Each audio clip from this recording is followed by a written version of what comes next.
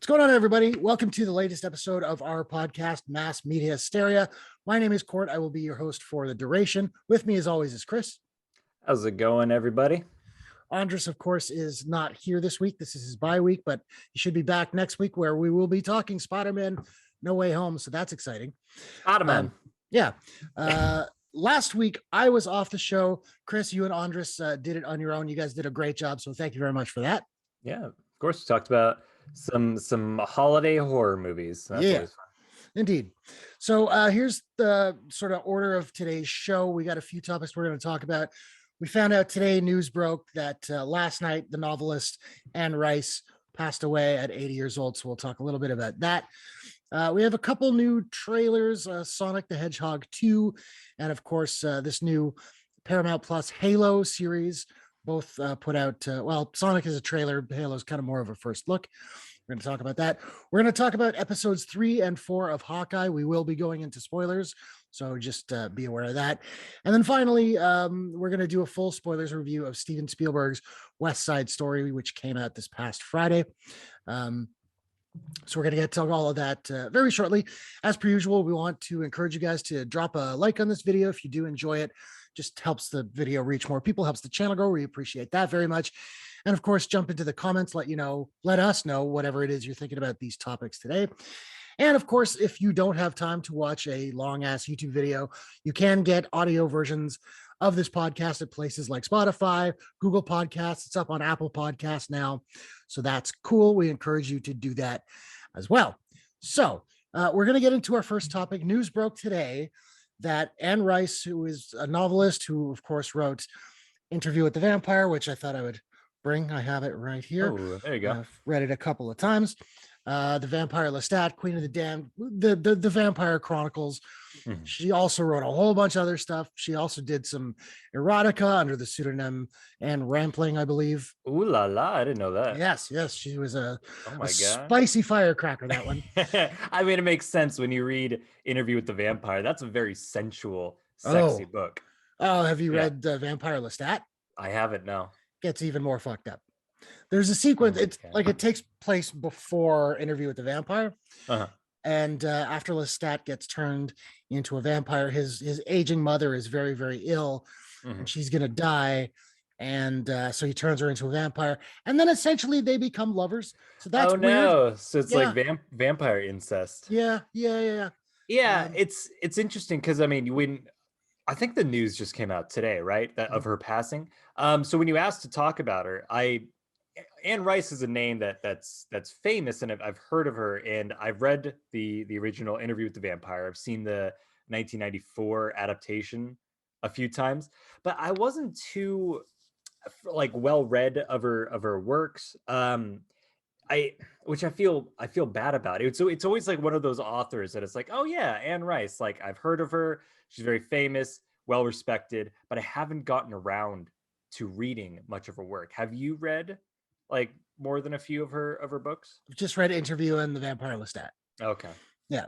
It was interesting because, I saw the Interview with the Vampire years ago, and I love that movie. I think it's awesome. And then a couple years ago, I had started reading it, or I'd read it and the Vampire Lestat like years ago, but I didn't remember them. So I decided to revisit this book here. And it's weird because it's so different from the movie.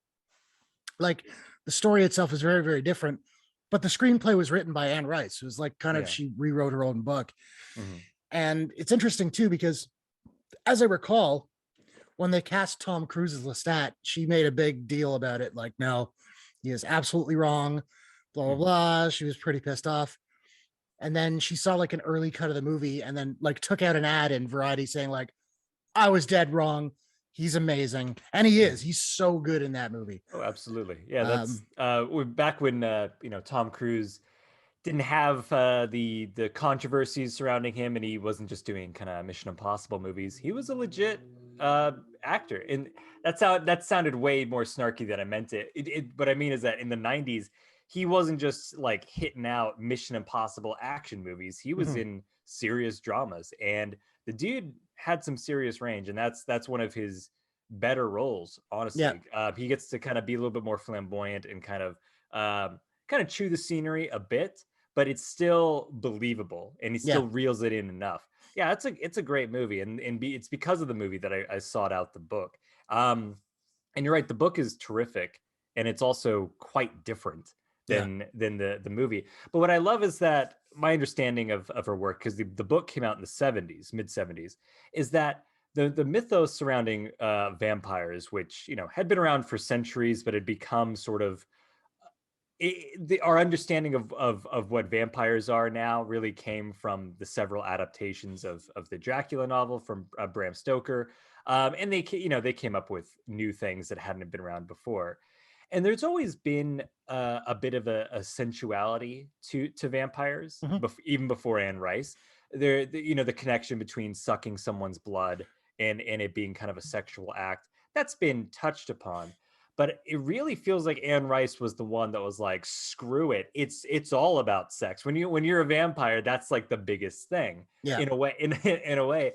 And now we kind of, again, I think we take that for granted. Like if you look at most vampire stories, not all of them, not what just came out from Netflix, that movie, that miniseries that we quite like. Oh, Midnight Mass. Exactly. Yeah, that strips away most of it. But most of the vampire lore that we see, it implicitly puts in the sensuality of it that I don't think would have been as much in the forefront in movies and TV and like Twilight and other things like that if it wasn't for Anne Rice. So in a way, in a way, like with other greats that have added on to the mythology of vampires, she really kind of grounded the like, no, this is kind of a hedonistic lifestyle once you turn into these vampires, and it's kind of fun, it's kind of sexy. Now I do have to disagree with you a tiny little bit. Okay. Midnight Mass, I think they didn't get into the sexuality of vampirism too much, but there were a couple of shots where the vampire is on top of somebody sucking their blood, and it's like the way it's moving and everything, it's very, very sexual. Yeah, it looks more it's like predatory, but you're right, that still is kind of like a very deeply personal act. It's not tearing someone limb from limb, it's kind of like holding them and just feeding on them like on their neck. So you're definitely right. It's I stand corrected. Well, anyway, so yeah, Anne Rice passed away last night with her family around her. Apparently, she was 80 years old. It was complications from a stroke. So the world has lost a really, really pretty amazing author.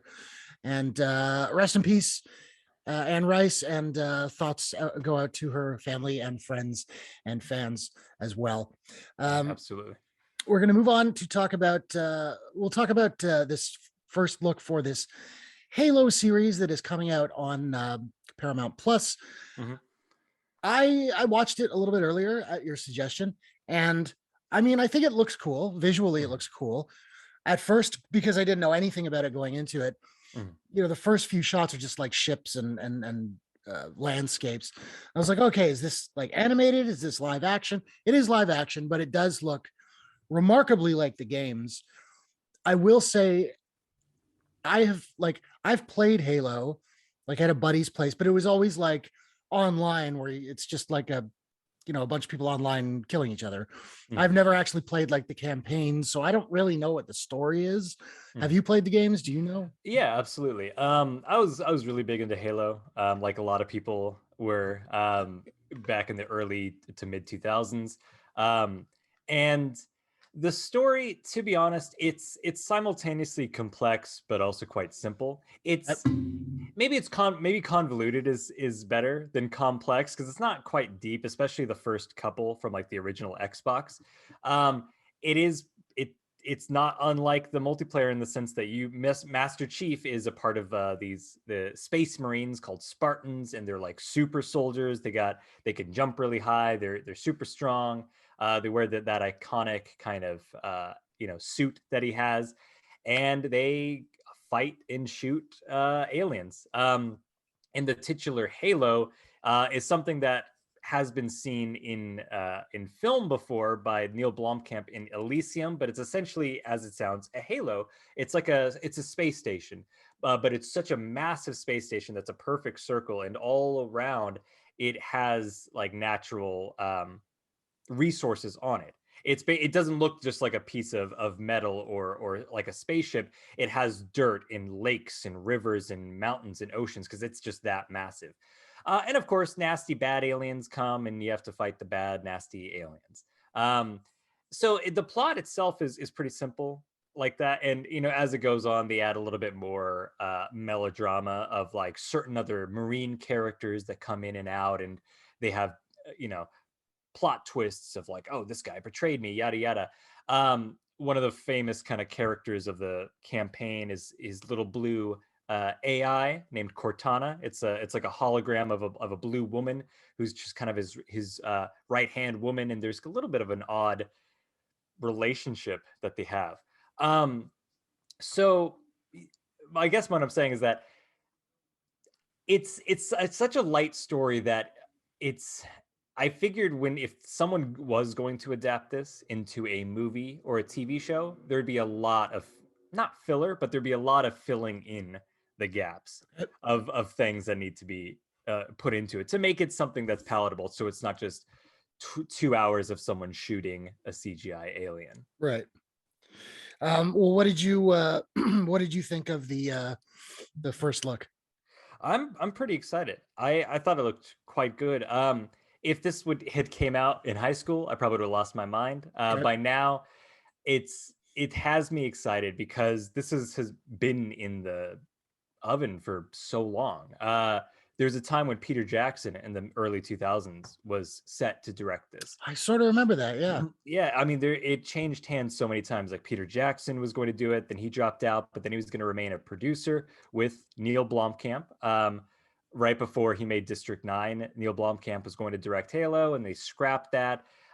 So it's been in the pipeline for so long, and it just seems like people really just didn't know what to do with it. Because it's still mostly just kind of a shoot 'em up video game.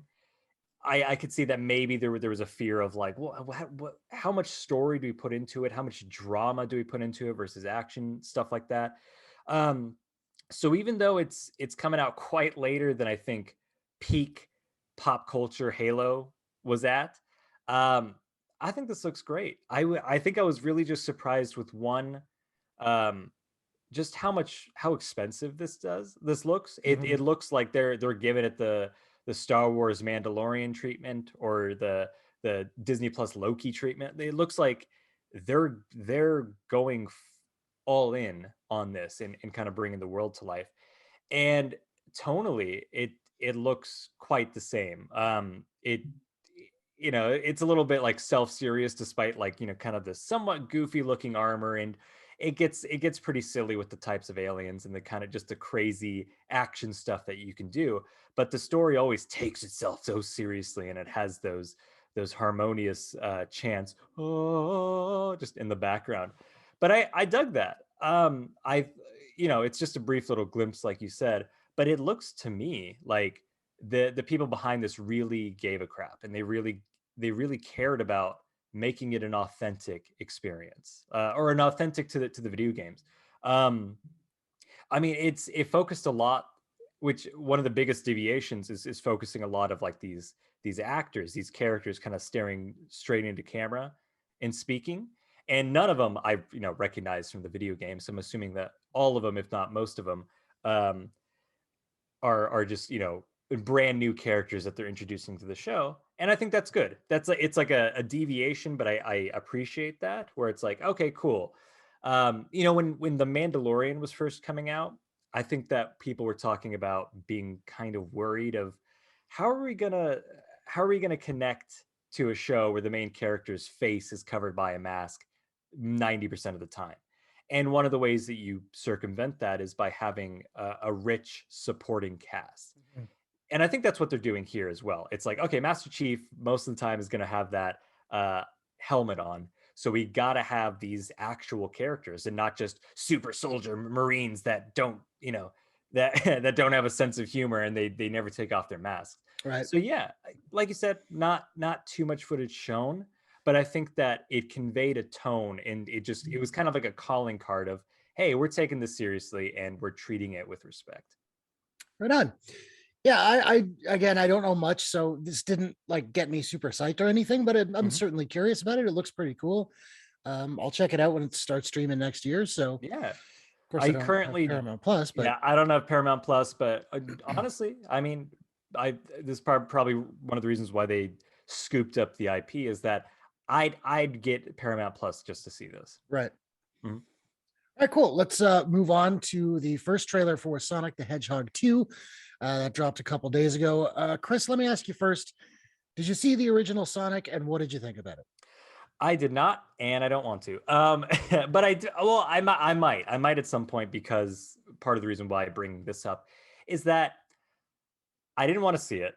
It didn't look good to me. I didn't like the original. It looked like that weird kind of early 2000s trope, when they did the Smurfs movies or the Alvin and the Chipmunks of like, let's take these cartoon characters and throw them in the real world, and it's Sonic in New York. And I don't know why you would want that. But I heard that people seem to really like it, and not just fans of the video game, but people were like, yeah, it's fun, it's entertaining, which surprises me. One of the big things that I've heard is that Jim Carrey was a major standout in it. So that got me interested, and then this new trailer came out, and I don't know what to feel, man. I don't know, because you tell me. Have you seen the first one? I have. I went into the first one having seen the trailers. I was a fan of the Sonic games as a kid, but I went into the movie just going like, oh god, here we go. All right, let's just do this. And I quite liked it, despite myself. You know what? It was fun. It was funny. It had a lot of heart. I'm trying to remember the guy's name, Ben something. What is his name? Ben Schwartz? That's right. Yeah, Ben Schwartz was really good as Sonic. I also really liked, now I'm going to blank on his name too, Cyclops. James Marsden? James Marsden. I really liked him. James Marsden plays like Americana really, really well. And he was just kind of just a very likable character. Quite enjoyed him in the movie. I didn't like Jim Carrey in the film. I found him like absolutely obnoxious every time he was on screen. And I could tell from the trailer to the sequel, I'm like, that's not going to change. I'm probably going to hate him in this one too. But I'm curious to see it, because the first one really was a surprise for me. So yeah, that's interesting, because I've heard 90% of what you said. I've heard other people echo, but most other people seem to throw in the Jim Carrey was a standout for them. So it's interesting that you didn't really feel that way. Yeah, I'll wait to hear about it. If for some reason, if lightning strikes twice and people like this as well, I'll check out both of them. And I don't know, just because it's, I guess maybe don't judge a book by its cover. It just seemed like low effort, but people seem to really enjoy it. And this one, it looks like they got a bit of a budget raise. Yeah. It seems like there's more going on here, and of course, it's introducing more characters from the video games, like Tails and Knuckles, which is inexplicably voiced by Idris Elba. Yeah, I saw that. Which is Jim Carrey's look seems more in line with Dr. What's his name? Dr. Robotnik? Yeah.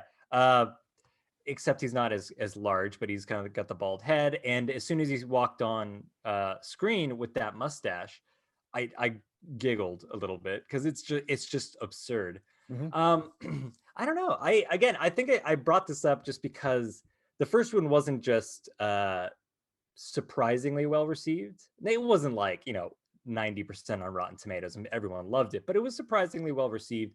And it's, in a way, one of the most successful video game movies.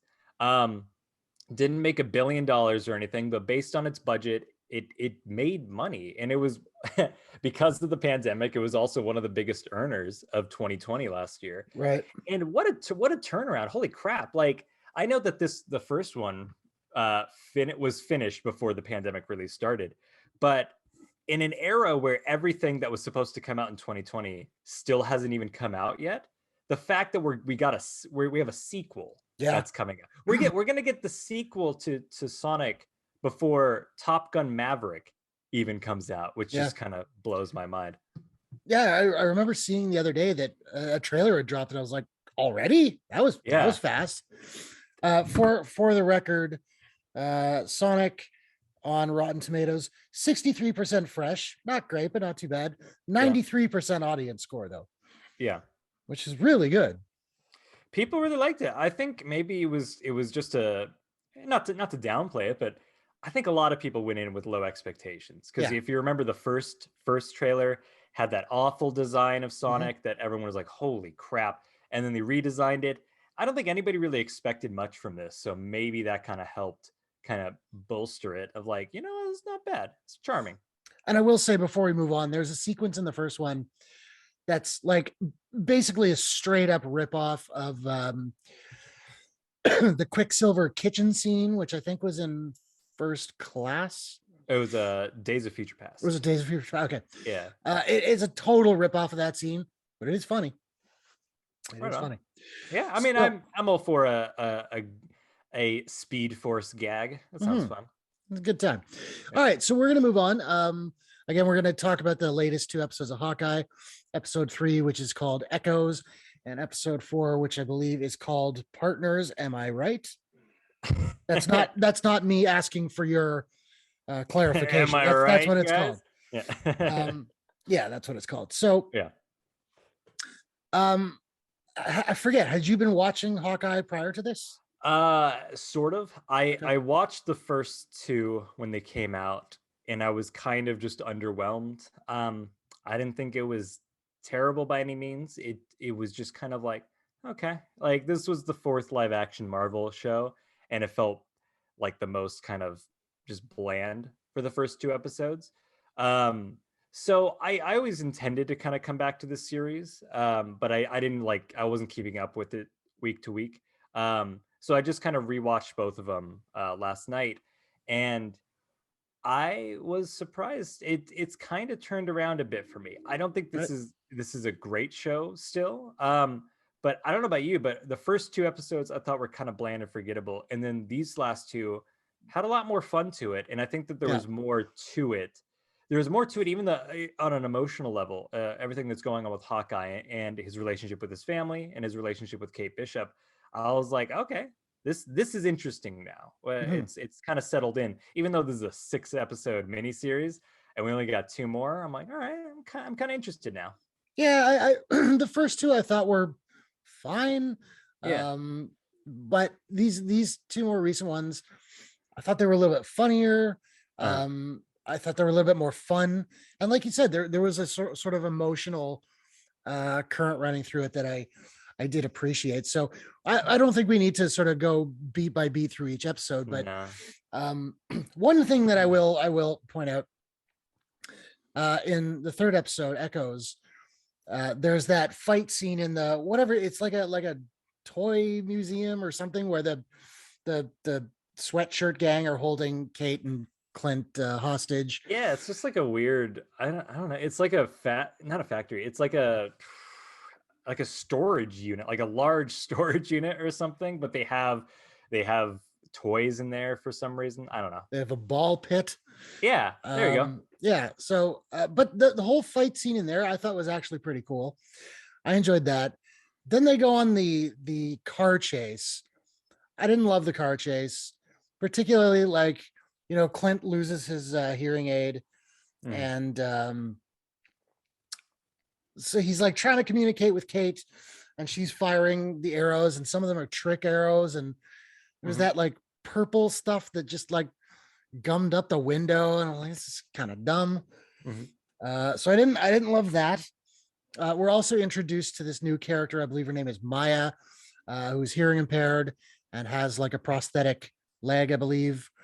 And the episode opens with a flashback to her when she's young, having a conversation with her father, played by I think his name is pronounced Zahn McClarnon, who I've seen in a couple things. He's been in a few things. I always call him Crow Daddy because he's from Dr. Sleep, and I loved him in that. Yeah, he was really good in that.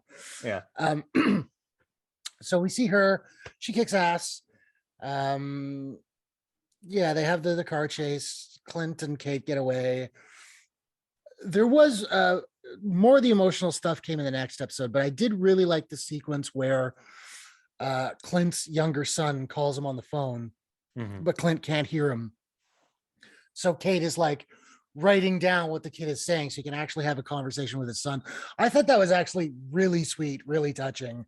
Yeah. That was a really lovely moment for me. Mm-hmm. Yeah, no, I mostly agree. I thought that the episode started off a little more serious, the episode 3, because it was kind of going into the backstory of her Echo. Is that her name? Like, is that her like alias? I have no Uh, idea. okay, yeah, let me look it up. Sorry. But they were showing the girl growing up, the hearing impaired woman, and like you said, Maya, I guess is her name. And it was a little more somber. I thought of, but at the same time, I was also kind of like, well, okay, this is the 3rd episode, and there's already 2 female badass characters whose fathers died when they were young. Like, is how many more are we gonna get of like everybody? Oh, my father died. That's my story. I don't know. So I thought that Right. was kind of lame. Even though I don't think that Kate Bishop's father is actually dead. Since we Oh, didn't since we didn't talk about the first 2 episodes, I'm not going to go into it other than very briefly. They just did the thing of like where they introduced Kate Bishop's dad, and he's like, "I'm the best dad in the world," kind of thing, and then he just immediately dies, and it seemed a little too suspicious for me. I feel like he's going to be coming back. okay. Who knows? Interesting. Anyway, but if not, then I think it's a little lazy. I literally in the span of like 2 episodes to have like, okay, this character, her motivation, dad died when she was young. Now she's a badass. Okay, what about this other character? Well, her dad died when she was young. Now she's a badass. Okay. Yeah. But it led into a fun kind of like you said, fight in that warehouse. It showed Clint kind of being cool and showing off some of the fighting skills that he's had, and especially from Avengers Endgame when he was Ronin. They really made him seem like a martial arts expert and just like Mhm. a total badass, and we hadn't really seen that in this show up until now. So I appreciated that. I mostly liked the following car chase. I thought that it started off in a cool kind of Children of Men sequence Yeah. where the what I mean by that, for those who haven't seen Children of Men, there's a famous car chase in Children of Men where the camera is like in the back seat and it never cuts outside, and it's all just kind of like showing the crazy chaos that's happening around them just through the windows. And so they did that initially, and I was like, oh, that's pretty cool. That's a little inventive. But then, yeah, they started pulling out the trick arrows, and they were more like gags Yeah. than kind of cool, which is a shame because uh, we in the first Avengers, Hawkeye's trick arrows, we didn't see much of them, but they seemed a little more cooler. Like there were ones that explode, but there was ones that split out and kind of shot multiple things and things that melted stuff. And it was kind of cool, and they seemed deadly. And then it seemed like in this car chase, they were just using it for gags of like, Yeah. It seemed like something like a clown would have or something, you know? yeah, it's like why would you ever need this? Like Yeah. they try to make jokes about it, but it's like, no, seriously, why would he ever need the suction cup thing? Hmm. Why would And at the end, there one of the last arrow that was fired by Kate Bishop, she was like, what does this do? I don't know. And she was kind of bluffing and yelling at the bad guys, like, you don't want me to shoot this. And then she shoots it, nothing happens, and then nobody says anything. And I'm like, no, Right. what was that though? Like Right. why would he have that? But that's a minor gripe, because from there on it did kind of switch into more not like super dramatic, but it switched into a little bit being more serious. Even the hearing loss that Hawkeye was having was treated a little bit more seriously. Hmm. They had a great conversation with the 2 of them at a diner, and then like you said, that sequence where he is trying to talk to his son on the phone, but he just can't hear him. And Jeremy Renner played that scene wonderfully. He Like really did. Yeah. you could hear the pain and the um, regret and the guilt in his voice. And one of the last lines where he just says like, "All right, I gotta go. It was great hearing you." Like, Right. oh, that got me. That's that's more stuff that I'm interested in. And if you have Jeremy Renner, who is an extremely talented actor, give him more to chew on than just be kind of cool Archer badass. Right. I will point out, I think some of that car chase was shot in Toronto. I'm not certain, but it really looked like it to me. Yeah, no, that wouldn't surprise me. I think a lot of these shows and movies kind of go up to Toronto for those tax bennies, baby. My buddy was saying he thinks they did reshoots in Toronto because Jeremy Renner was shooting something else here. So they just kind of jumped in when he had some time off. So, so then we'll talk about the fourth episode. I mean, we might be sort of confusing the two. I'm really bad at that. If I watch two things in a row. Yeah, exactly. They kind of blended together for sure. Yeah. I did like the fourth one even more. The fourth one, they go back to the LARPer Society, which is just funny. Because they're so ridiculous. Because he's got to get his arrow back or something like that, and one of them's a cop and can help with that. They also have this. They make a joke. Well, this was in the previous episode of The Diner, but they make a joke about like his comics accurate costume, like Kate sort of draws it for him, and he's talking about how he would never wear that because he's not supposed to stick out, and also his wife would like divorce him. It's always kind of fun to see movies like make fun of their comic book counterparts that would just possibly not work on the big screen. Although I wouldn't be surprised if they're building to showing that suit at some point on screen. They seem to be trying to do comic accurate suits with these TV shows. And they've, in the promotional photos, they've already shown him in kind of like a purple outfit. So he's going to get an upgrade at some point. But I don't know if they're going to do like the wings on his face and the H. Yeah, that might be a step too much. Yeah. But yeah, so the previous episode ends with they're at Kate's mom's place because she runs the security business and they're looking into various things. And then Tony Dalton's character, who's dating Kate's mom, he gets Clint at like sword point. That's where the episode ends. We jump forward. Let me ask you this. Are you a Better Call Saul fan? No, I do want to get into it because I love Breaking Bad, and I hear from some people that they even prefer Better Call Saul. So I'm late to the party, but I do want to see it. So the guy who plays Kate's mom's boyfriend, Tony Dalton, he's on Better Call Saul in like the most recent couple seasons. And like, he's pretty over the top in this show in Hawkeye. He's even more over the top in Better Call Saul, but he's fantastic.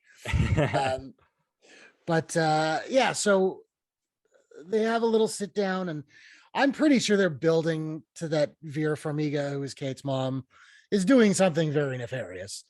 Yeah. Cool. I apologize. Sorry, that's my fault. I thought you were like you were building up to something, but I completely agree. I also, from the first episode, I was like, Vera Farmiga, you're up to something. Like she's I know that they're trying to set it up that Kate Bishop is suspecting of her not necessarily, it's like stepfather, but they're not married yet, but it's essentially Vera Farmiga's new love interest who is going to soon be her stepfather, Kate Bishop. Yeah. And she's like, I don't trust this guy. And in the fourth episode, they allude that he has some ties to some kind of nefarious stuff as well. And he seems to have, quick reflexes. He seems like a shady guy. But I think that that's kind of a red herring, because I think that the real mastermind or the real one that's kind of doing the evil deeds is Vera Farmiga. I think so too. It seems a little too obvious, but sure, give Vera Farmiga something to do other than just be mom. So that's the other thing too. Like, I don't think you get someone of the caliber of Vera Farmiga just to have her be a mom, Nothing against moms. Moms are great, but no. But I think that when it comes to roles, it's like if it's like an action show like this, or if it's like a buddy cop show, the mom, just a mom, isn't just not going to get much to do. They're just going to be like, oh, come back home safe. But giving them a little bit more substance to the character, a little more things to chew on as an actor is always appreciated. Yeah. Then we also get that sequence, which I did really like, the sequence where Kate comes home with some ugly Christmas sweaters and some booze and some pizza. Yeah. And movies, and they just kind of have a night of chilling, and he's teaching her how to do that thing with the coin. Definitely starting to take on a bit of a mentorship role.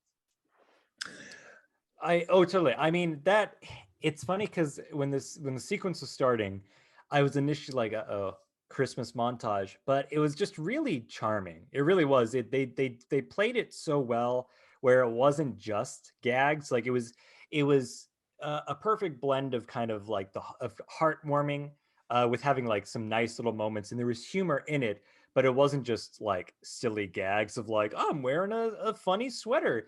You know, them talking about like flicking a coin or flicking something to like incapacitate someone. I was surprised that Kate's drinking. Did they say she's 21? Not They that didn't. That stood out to me too. I don't remember. I mean, I'm sure Haley Steinfeld is like 23, 24 at this point. She would have to be.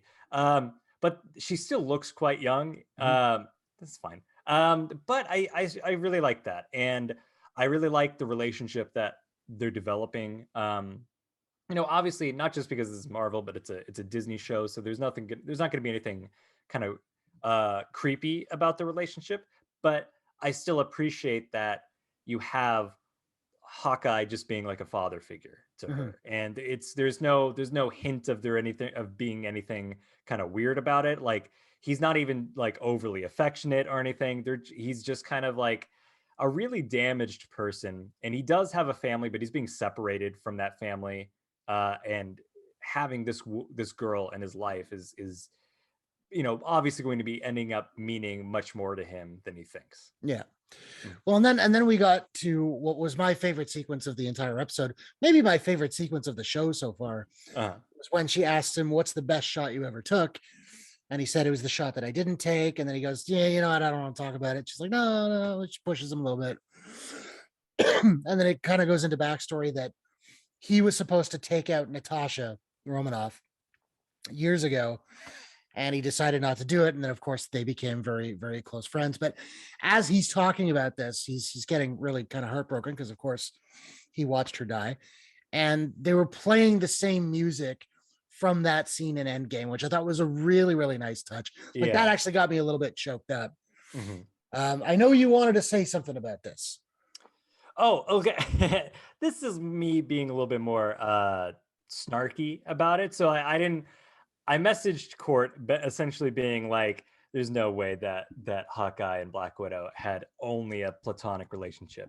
And I said that in kind of in jest, but it was just more like, okay, look, I can buy in the show that they have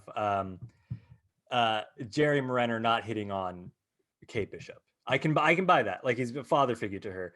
But man, throughout the entire franchise, not just in the show, but in the entire franchise, when it's just like Clint Barton is so close to Natasha, and they spend so much time on these missions, and he's so devastated with the loss of her, and she's Scarlett Johansson. I'm just like, something happened there. Like, there's no way that they've just like, there's no way that at the very least he wasn't like on one mission in Budapest or something. It wasn't like, huh? What are you doing? What are you doing? Get her booty pest. Exactly. Sorry, I'm so sorry. Got him. Take that. But yeah, I don't know how Linda Cardellini feels about this. But that's just something I thought. Am I being gross? Or I don't think you're being gross. I'll say this. I will be very disappointed if they ever reveal that it was something more than platonic, because I think, particularly even for that scene, the way he's talking about it, I think that would cheapen the emotion there. For it to have been just a friendship, but that strong of a friendship, there's something really beautiful about that. And yeah, I hope they don't go there. Well, who knows? I hope they don't either. I'm not. It's fine in the context of this superhero show that you know, they have the bond of friendship and fellowship rises above all. But I'm just saying in real life, it's no. It would be understandable. Let's say that. Yeah. Okay. In the same way that like, I think that like there was like canon or like extra, I don't know what it was, but people were talking about like Kevin Feige confirmed that what's his name? Steve Rogers was a virgin before this. And I was like, and that included after going on missions and stuff. And I was like, no, he wasn't. Like, and again, there's these things that he says about him being with Natasha throughout the series, and I'm like, Steve Rogers, you know, he didn't get unfrozen in 2012 and then remained a virgin for the next 10 years looking like that. No, get the fuck out of here. No, I don't think so. So we'll wrap this up, but I mean, the sort of big set piece in episode 4 was Kate goes into this apartment because they find that the Rolex is still working, is transmitting a signal. So she breaks into this apartment. She finds it. We realize that it was Maya's apartment. Maya bursts in, starts beating the tarp. Beating the tarp. That's not a thing that people say. They just beat that tarp. Yep. It got really dusty. You just gotta get like a little racket. You know, that's the best way to beat tarps. Indeed, in my opinion. She's kicking Kate's ass, and then we hear that Clint is across the street on a rooftop. He's getting his ass kicked, and he's like, "Who's kicking my ass if she's in there kicking your ass?" And then they all converge on the rooftop, and it's this person in like, you know, some kind of fighting suit and like night vision goggles. And I knew that, and again, we're talking spoilers. I knew that Yelena was going to show up in this show at some point. And just as soon as we saw the character, I was like, okay, that's Yelena, clearly. Yeah. Mm-hmm. But it was a cool fight scene. I enjoyed it. And I really did like, there's that moment where Kate gets thrown off the roof, but she's like tethered to something and she's hanging there, and Clint goes, and again, it's a callback to Clint looking down at Natasha before she died. And again, they play the music, and then Clint sort of knocks Kate out of the fight. Then she comes back in. I don't even remember how it ended, and I just watched it. But essentially, like she comes back in. She kind of helps kind of even out the fight because Clint was kind of getting double teamed by Maya and Yelena. But then, like in doing that, how did it? I know that what's her face that okay, so they ripped off the mask of Yelena, so it was revealing, oh my god, it's Florence Pugh, and we knew that. I think they announced that she was going to be in this show a while ago. But it's always great to see her. I'm hoping that she gets a bit to do in this series because they kind of left that open at the end of Black Widow. Also hoping that Elaine Bennis shows up again, her third appearance. That'd be fun. That would be. But essentially, it just seemed like there was she kind of just jumped off the roof and just kind of scampered away. So she didn't get like nobody was kind of caught there. How the fuck did this end? I don't remember. Holy shit! It was a bit of a cliffhanger.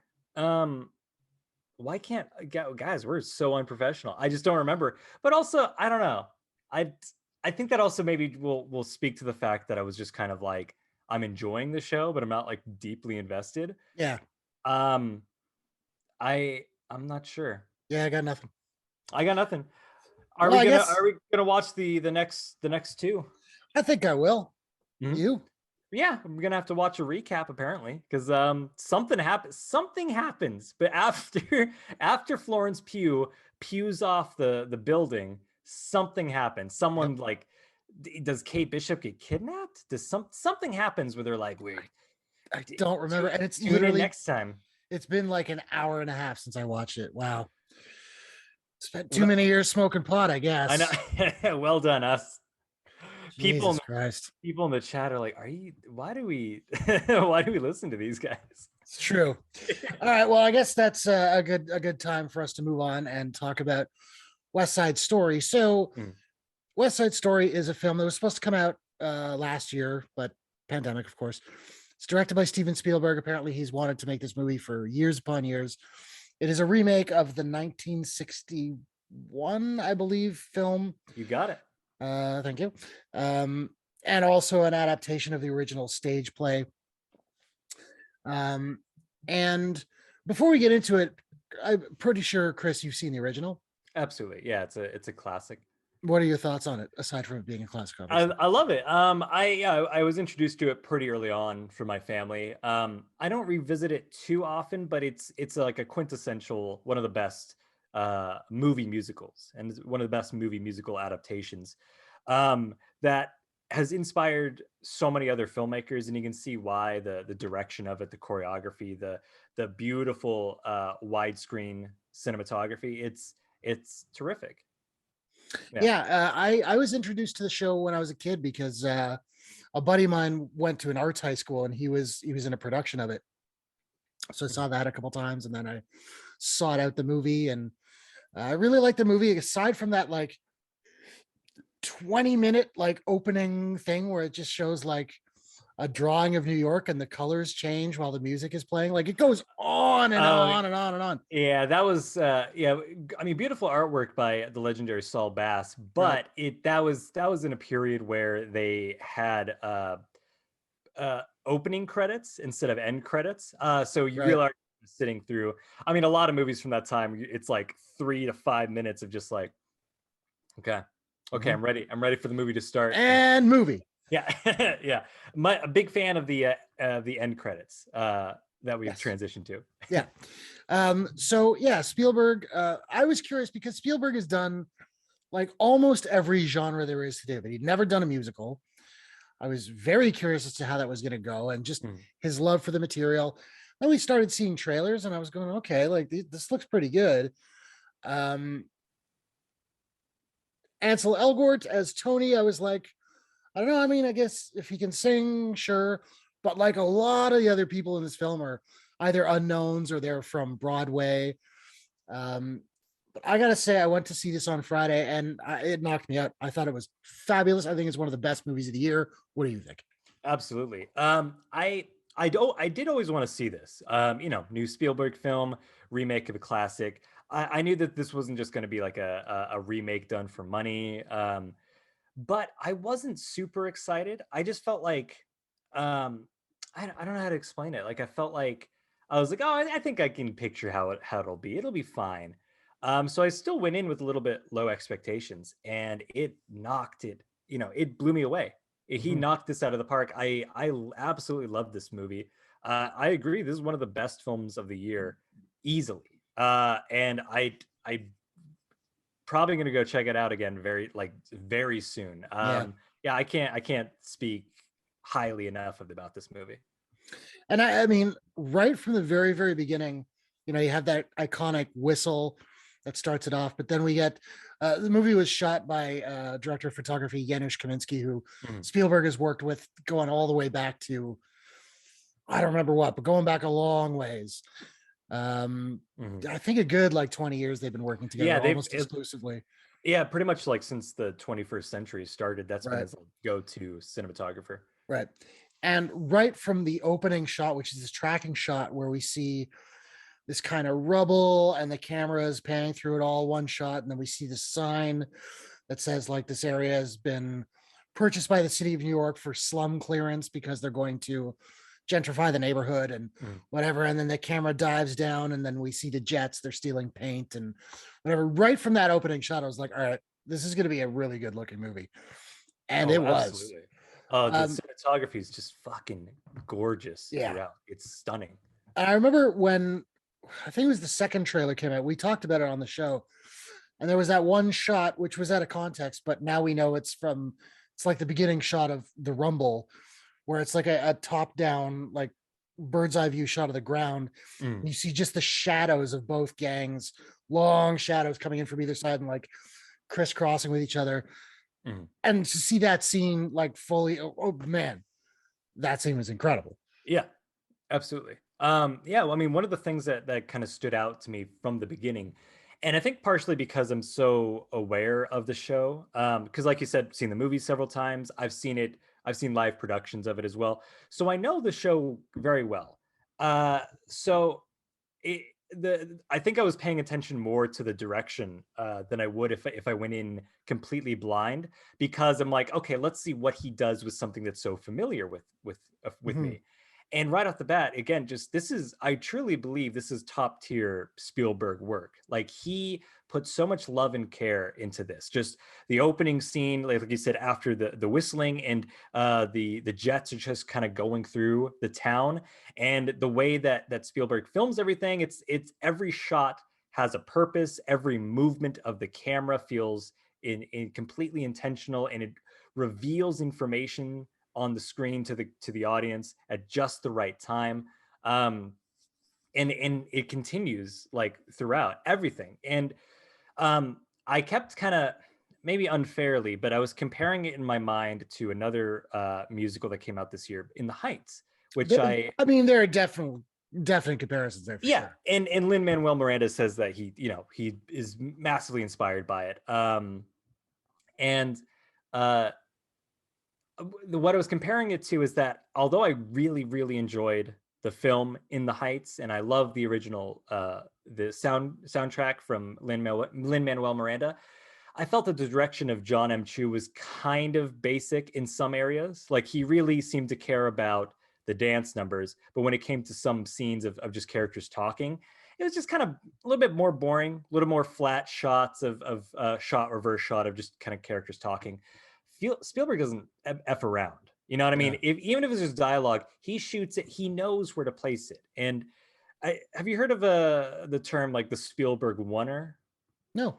Okay, so just quickly, like one shots or long takes, they're very popular in movies, and usually, not all the time, but usually they're more kind of done extravagantly, or you really are made to notice it. Like the shot in Goodfellas of going from the street down into the kitchen and into the dining room, or 1917, where it's all made to look like one shot. Yeah. But Spielberg does it for about like a minute, maybe a minute and a half at a time, where it doesn't draw attention to it. But let's say he'll start with a character in a door frame and it's like a static shot, but then he'll pull back and reveal, oh, there's other characters that are also in this room, and then it moves to another room. And so these dialogue scenes have fluid movement to it. It's never dull. It's never just, let's get some flat lenses, we'll shoot coverage here, yada yada.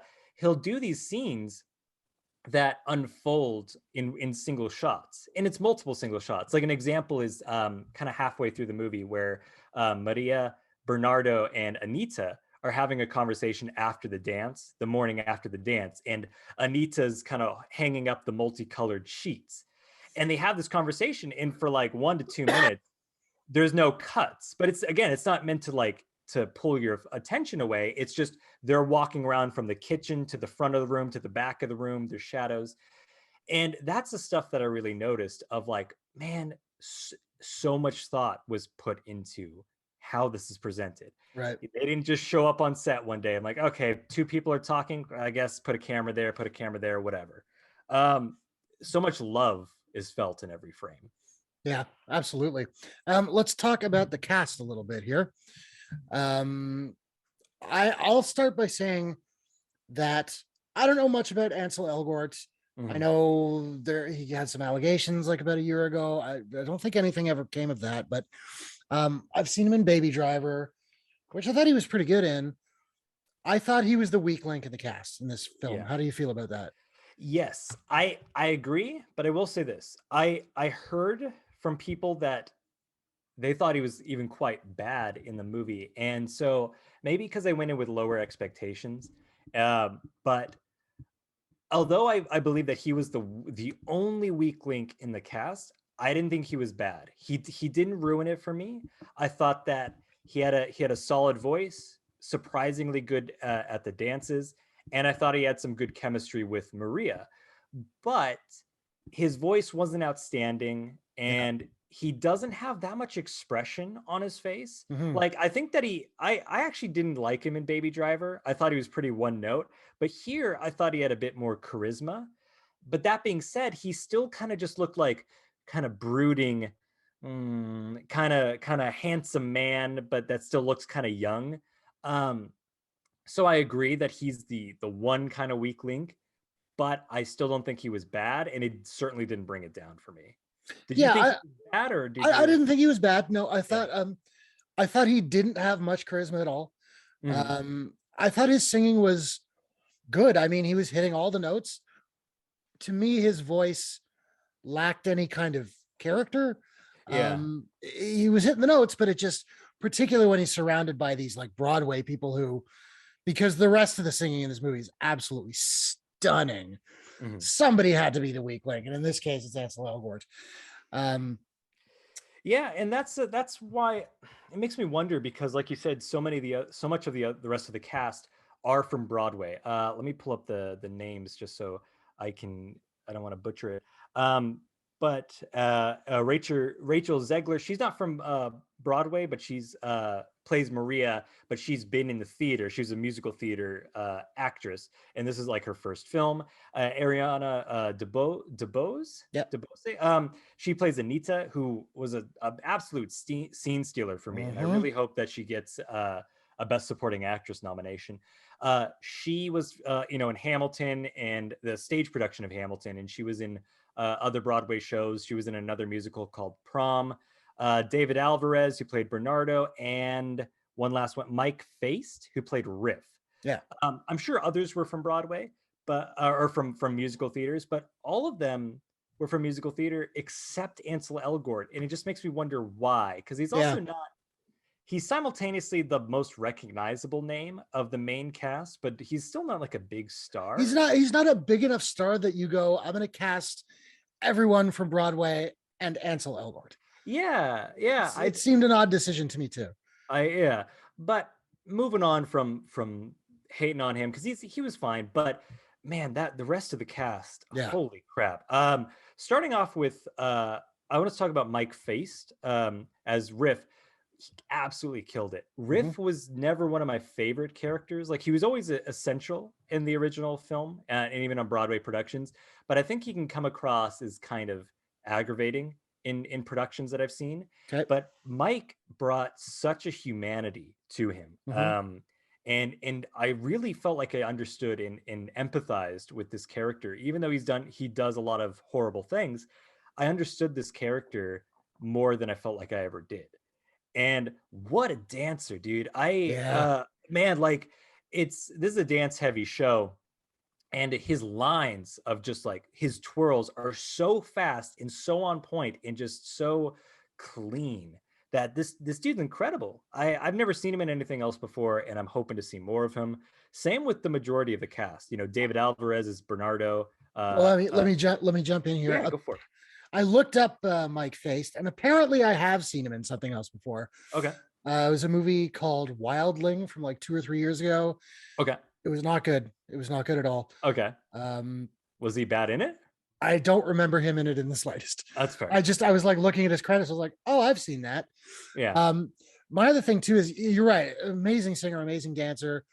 When he first showed up on screen, they were like, yeah, this is Riff. I was like, this guy is Riff? Really? This like scrawny little nerdy little, and then 10 minutes later it's like, yeah, this guy's fucking Riff.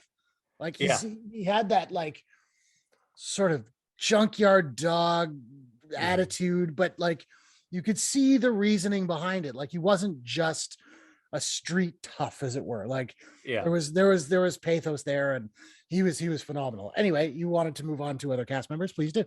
No, I was just gonna say that, I mean, the rest were just terrific, and all I think are like star-making roles. I think that the woman that's playing Maria, Rachel Zegler, she is hopefully going to be a star after this. This was her first film, I believe, or Yep, I believe so.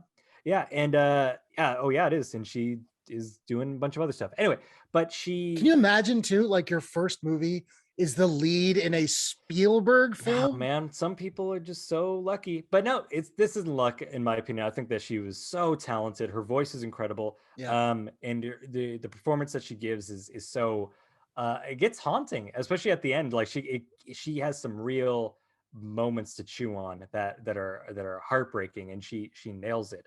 I think everybody was just so great, and I was really just like, give this person a nomination. Give this person a nomination. Everybody gets a nomination. Everybody's amazing at dancing.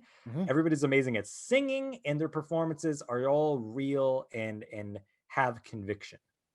Yeah, and I mean, another standard to me, we sort of mentioned her earlier, was Ariana DeBose as Anita. Like, my goodness, like, because she brings a humor to this movie. Like, her character is very funny. Yeah. Because she's so quick-witted, and the way she sort of taunts Bernardo and whatever. Her singing voice is stunning, and her dancing is like absurd.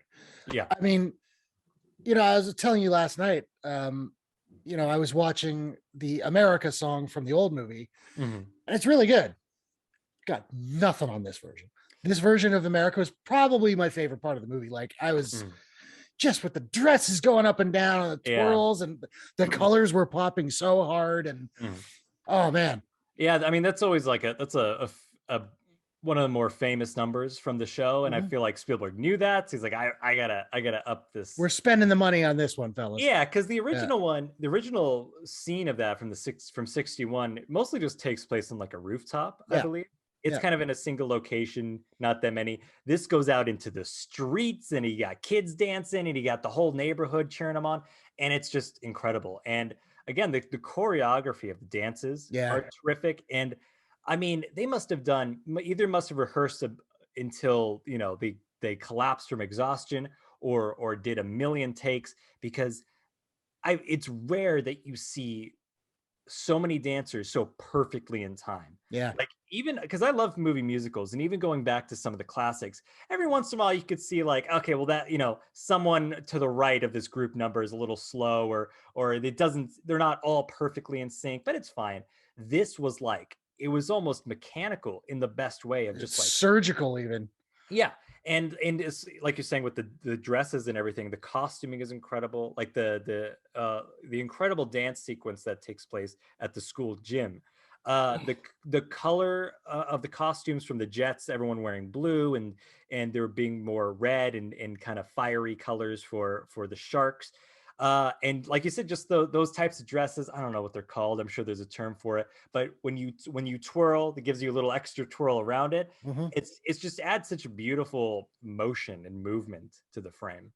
Yeah. And particularly that sequence of them doing America in the streets, that was one of the moments where I was like, that's where I can see like a connection to In the Heights, because there was a lot of that in the Heights too, out in the streets. And one other person we should talk about, of course, is Rita Moreno. Yeah. Who not only played Anita in the original film, she won an Oscar for it. And apparently she had said she wouldn't come back for a remake, but they convinced her, and she ended up being a producer on this film as well. Yeah. And so it's not quite a gender swap of a character, but they take, so in the original film, Tony works for, I think the guy's name is Doc, who runs like a drugstore. And in this one, Rita Moreno plays Valentina, who essentially serves as the same role as Doc. She's kind of a, well, motherly rather than fatherly, but whatever, mentorish character. Serves the same story beats, but it's not exactly a gender swap. They sort of explain it that she's Doc's widow. So he still existed within this universe, but he's gone now. And first off, I think it's amazing that they got her back. And apparently the movie came out like the day before her 90th birthday or something like that, which is just kind of cool. Yeah.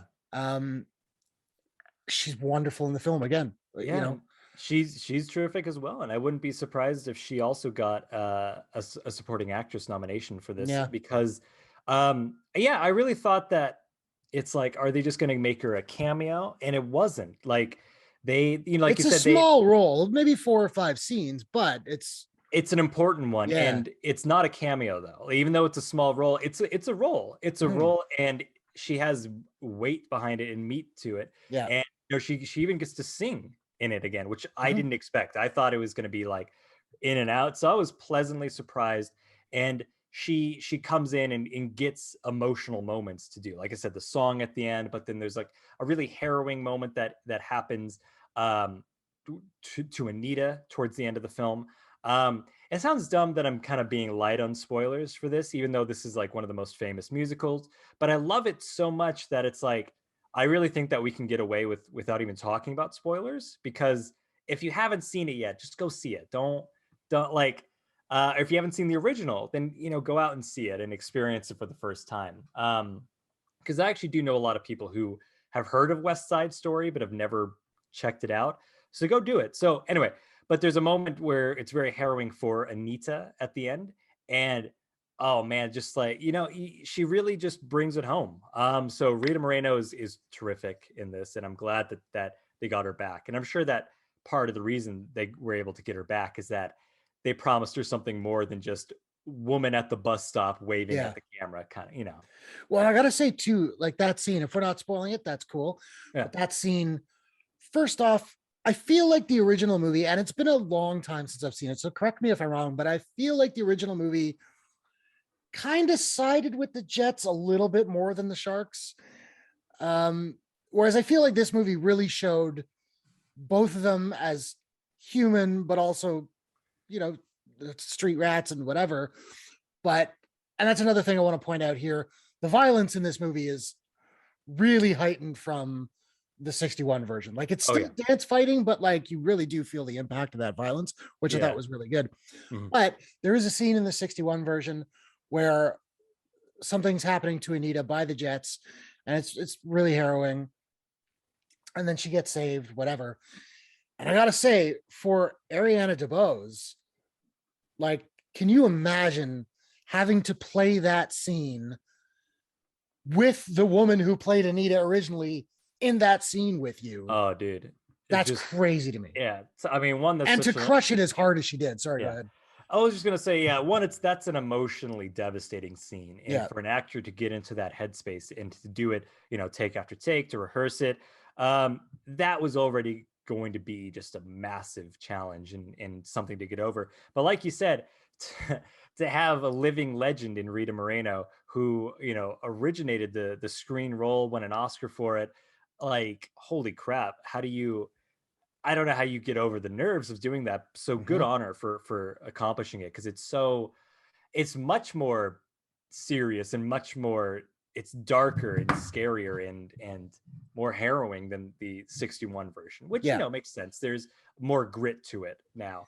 Well, that's the thing. It really, that scene alone really painted the Jets, like, because the first movie kind of follows the Jets more than it does the Sharks, because it's kind of Tony's story and he's an ex-Jet, I guess. But this movie reminds us in that scene, like, these guys are still pieces of shit.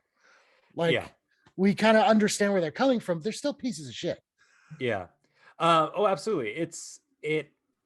I like you bringing up that they've sort of expanded the scope of it, in that you're right. In the original, it felt very much like these are the Jets, the good old white American boys, and then they're the Sharks. And it didn't completely vilify the Sharks, but it still kind of like kept them at arm's length as like the others.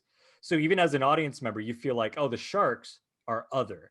But like you said, here they spend so much time with Bernardo and his family and with the Sharks as well, that you do really feel like they mostly get equal time. And it really does feel like here are these two group of men, you know, brimming with testosterone and anger, and a lot of their anger shouldn't even be focused at each other. Like there's so much more in common with them than they're willing to admit and realize, but they're just so blinded by this anger, and nobody's right and nobody's wrong.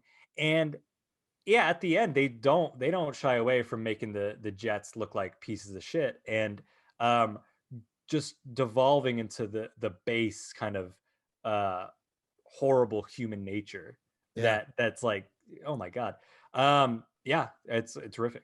Well, and to your point, like in the original, as far as I remember, like, we don't get to know Bernardo that much. He's just kind of like the leader of the other team. Whereas here, like, we spent a lot of time with him, like you were saying, and we really understand why he's doing what he's doing. And to say that, you know, these are two groups who are actually very, very similar. There's a part, I think, in the beginning of the movie where not Officer Krupke, but the agent guy, Corey Stoll's character. Yeah. He kind of basically says, when they're all about to fight and the cops come and stop it, he basically says, like, you're all the same. Like, you're all pieces of shit. Yeah. And it's true. Like, they have slightly different experiences, but like, they're all kind of the same, which I thought was a really interesting way to look at this.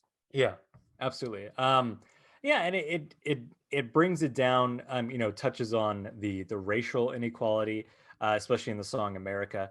But it does kind of hammer home like the social inequalities in the social class, and something that I think it highlighted more than the original. It was definitely there in the original. I don't want to kind of take that away from it, but I think that it really brought it up to the forefront. by the screenwriter Tony Kushner, who's also like a playwright, and he's a celebrated playwright. I think he really understood just to make it this more tragic story of just kind of like these lost, wayward people who are just tearing at the throats of the wrong people, and everyone, and nobody comes out the better because of it. I remember at the end of the film, I was kind of talking to my wife how initially I had a thought of like, oh well, if Tony just did this, then it would have ended differently. But then I kept thinking, okay, well, if Maria did this, it would have ended differently. If Anita did this, it would have ended differently. If Bernardo did something different, and I realized that it is almost like this domino effect where no one is really fully clean by the end of it. Not saying that everyone's bad, but or on the same level of bad, but it's just this sad, like, inevitable event of like, this was like almost like a runaway train that was going to hit something. And you couldn't stop it because of everything that led up to it. And it's so like wonderfully, tightly written by the late Stephen Sondheim, who just died very recently. And what a visionary it was to have written this story when he was so young, and for it to be so relevant and enthralling years later. Yeah. All right. Well, I think that pretty much wraps it up, unless you have any other specific thoughts you want to talk about. No, just that I love this movie. I really hope that people go out and see it in the theater. I know it didn't have a big opening this weekend because a lot of adult-oriented film. That's not dirty. What I mean is like more movies that are kind of not superhero movies, that are more like for older audiences, have been suffering, because I think that there was like a survey that the majority of audience members over the age of 35 have still not returned to the movie theater. They don't feel comfortable yet.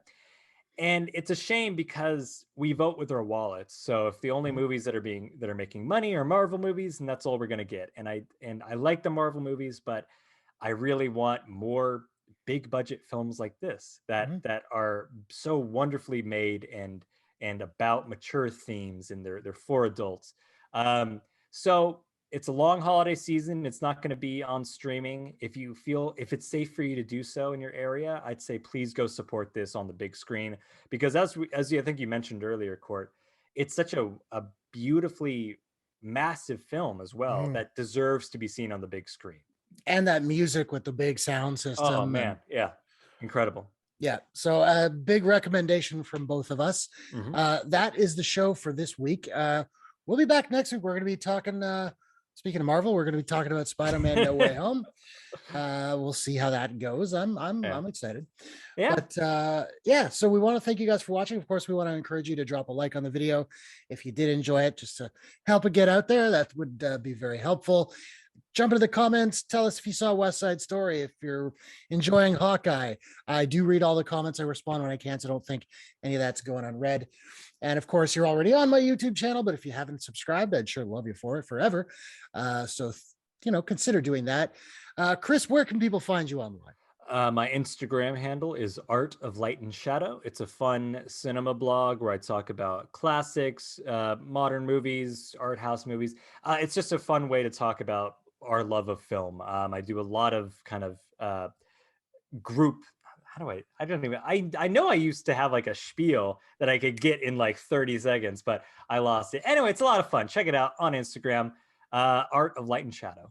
And of course, Andris was not here today, but if you do want to check him out, go on YouTube, do a search for Cheap Thrills, Unspeakable Terror. He refuses. He reviews basically horror, sci-fi, B movies from the dawn of cinema to the modern era. It's a great little channel. I'm a fan. So go check that out. Like I said, you're already here. If you haven't subscribed, maybe consider doing that. You can check me out on Instagram and Twitter at Courtshake. I don't post often, but feel free. We want to remind you again as well that you can find audio only versions of this podcast on places like Google Podcasts, Apple Podcasts, Spotify. So if that's better for you, go subscribe there. And that is the show. We want to thank you guys for watching. And as always, we want to say that we hope you guys are all being safe and healthy, taking care of one another. And we will see you next week. Take care, everybody. Take care.